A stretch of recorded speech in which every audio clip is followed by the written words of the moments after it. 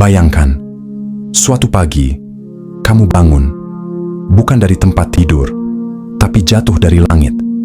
Tidak ada ibu, tidak ada ayah, tidak ada masa kecil. Apakah dunia akan tetap berjalan, atau justru hancur? Selama ini, semua manusia lahir dari orang tua. Tapi, pernahkah kamu bertanya, kenapa harus begitu? Kenapa kita tidak langsung muncul seperti manusia pertama? Dalam sains, kehidupan tidak terjadi begitu saja. Tubuh manusia terbentuk dari satu sel kecil, yang kemudian berkembang menjadi triliunan sel. Proses ini bukan kebetulan. Ini adalah sistem paling canggih yang pernah ada. Dan kuncinya ada pada sesuatu yang disebut DNA.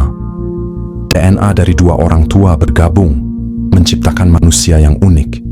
Tidak ada yang benar-benar sama. Kalau manusia tidak lahir dari orang tua, maka tidak akan ada variasi genetik. Tanpa variasi, manusia tidak bisa beradaptasi. Dan tanpa adaptasi, satu penyakit saja bisa memusnahkan seluruh manusia. Sekarang, bayangkan jika manusia benar-benar turun dari langit. Tidak ada yang mengajari mereka berjalan, berbicara, atau bertahan hidup. Tidak ada ibu yang merawat. Tidak ada ayah yang melindungi. Tanpa keluarga, manusia kehilangan sesuatu yang paling penting, yaitu ikatan. Jika manusia terus muncul dari langit, populasi bisa lepas kendali. Dilahirkan bukan hanya tentang hidup, tapi tentang belajar, tumbuh, dan terhubung. Setiap manusia membawa cerita yang dimulai dari orang tuanya.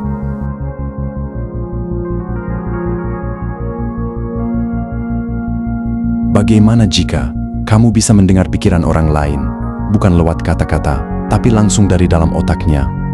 Saat ini, setiap manusia hidup dengan pikirannya sendiri, terpisah, dan tidak saling terhubung. Tapi bagaimana jika semua otak manusia bisa saling terhubung, seperti jaringan internet? Di dalam otak manusia, terdapat miliaran neuron yang saling berkomunikasi melalui sinyal listrik yang sangat cepat. Setiap pikiran, setiap keputusan, lahir dari aktivitas listrik ini. Secara teori, jika sinyal ini bisa ditangkap dan dikirim ke otak lain, maka manusia bisa saling bertukar pikiran secara langsung. Bayangkan, kamu bisa langsung memahami bahasa baru, tanpa belajar bertahun-tahun, atau menguasai keterampilan, hanya dengan menerima informasi dari otak orang lain. Namun, bagaimana jika semua pikiran itu terbuka tanpa batas? Tidak ada lagi rahasia, tidak ada lagi ruang untuk menyembunyikan pikiran. Jika semua pikiran menjadi satu, apakah kamu masih menjadi dirimu sendiri? Mungkin, justru karena kita berpikir secara terpisah, kita bisa benar-benar memahami arti menjadi manusia.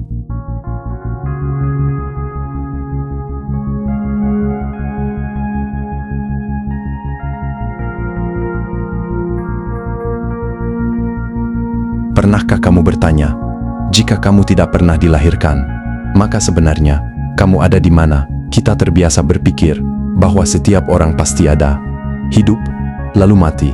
Tapi sebelum kita lahir, apakah kita benar-benar tidak ada? Secara sains, manusia terbentuk dari pertemuan dua sel kecil, sperma dan sel telur. Dari sini, terbentuklah kehidupan baru melalui proses biologis yang sangat kompleks. Kesadaran kita tidak muncul sebelum otak terbentuk. Artinya, sebelum kita lahir, tidak ada otak, tidak ada pikiran, tidak ada kesadaran. Dalam sains modern, sesuatu yang belum terbentuk tidak memiliki posisi, tidak memiliki lokasi, bahkan tidak memiliki keberadaan. Kita tidak berada di suatu tempat sebelum lahir, karena konsep kita belum ada.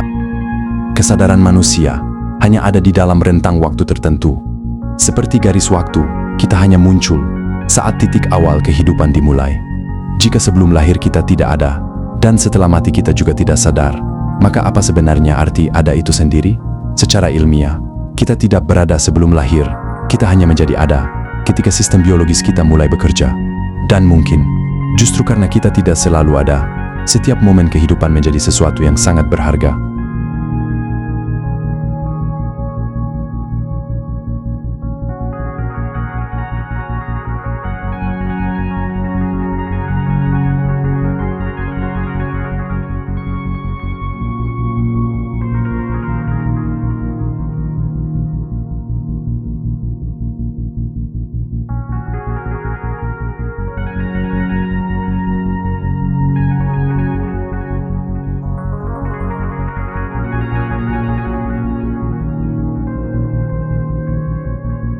Pernahkah kamu berpikir, kalau kita bisa memilih wajah kita sebelum lahir, apakah semua orang akan menjadi sempurna?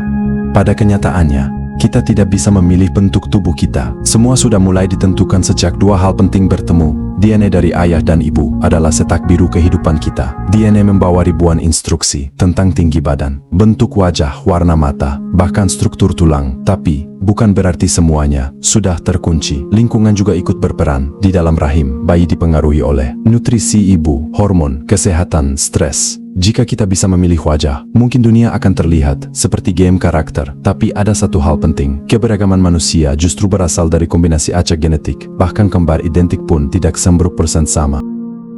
Jadi, kita tidak bisa memilih wajah kita sebelum lahir. Tapi kita bisa memilih bagaimana kita membentuk diri kita setelah lahir. Karena yang membuat kita indah bukan hanya genetik, tapi juga perjalanan hidup kita.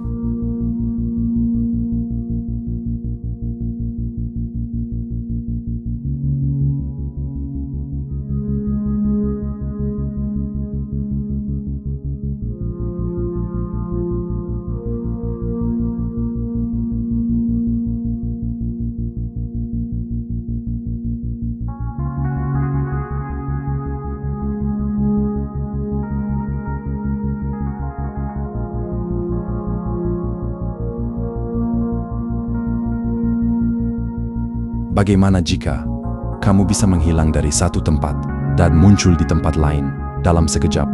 Saat ini, manusia hanya bisa berpindah tempat dengan bergerak secara fisik, menggunakan waktu dan energi. Teleportasi berarti memindahkan sebuah objek dari satu tempat ke tempat lain tanpa melewati ruang di antaranya. Untuk manusia, ini berarti memindahkan triliunan atom secara sempurna. Masalahnya, tubuh manusia terdiri dari triliunan atom. Untuk teleportasi, semua atom itu harus dipindai dengan sempurna. Dalam fisika kuantum, ada fenomena yang disebut keterikatan kuantum, di mana dua partikel bisa saling terhubung meskipun terpisah jarak jauh. Ilmuwan sudah berhasil melakukan teleportasi informasi, tapi bukan benda fisik tua.